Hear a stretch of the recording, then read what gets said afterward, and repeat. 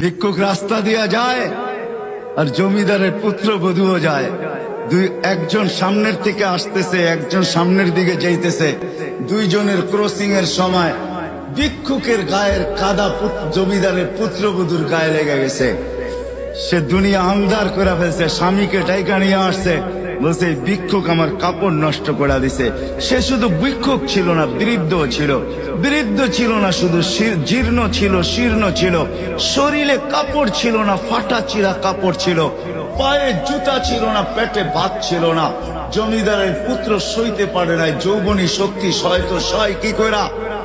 তার স্ত্রীর গায়ে ভিক্ষুকের কাদা, বস সমগ্র শক্তিকে হাতে জমা করা, একত্র করা বৃদ্ধের গালে বসায়। বৃদ্ধ কিচ্ছু বলে নাই, শুধু উপরের দিকে তাকায় দুই তিনটা শব্দ উচ্চারণ করছেন।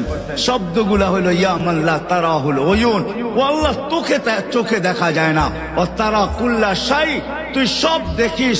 ফারা তারা মা বি, তুই কি দেখিস না আমার সাথে কি ঘটতেছে, এটা কি দেখিস না? বলতে দেরি যুবক, মরতে দেরি হয় না। জমিদার চলে আসছে, প্রতিশোধ নিবে। বৃদ্ধের একদিকে মুস্কি হাসি, একদিকে বলতেছে প্রেমের খেলা এমনই হয়। জিজ্ঞাসা করছে কিসের প্রেমের খেলা রে?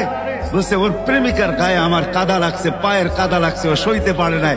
যৌবনী শক্তি দিয়ে আমার বৃদ্ধ গালে বসায় দিছে। আমাকেও একজন ভালোবাসে, সেও সইতে পারে না, সেও সইতে পারে না। ও তো থাপ্পড় দিয়া খেলতো, সে জান নিয়ে নিছে, জান।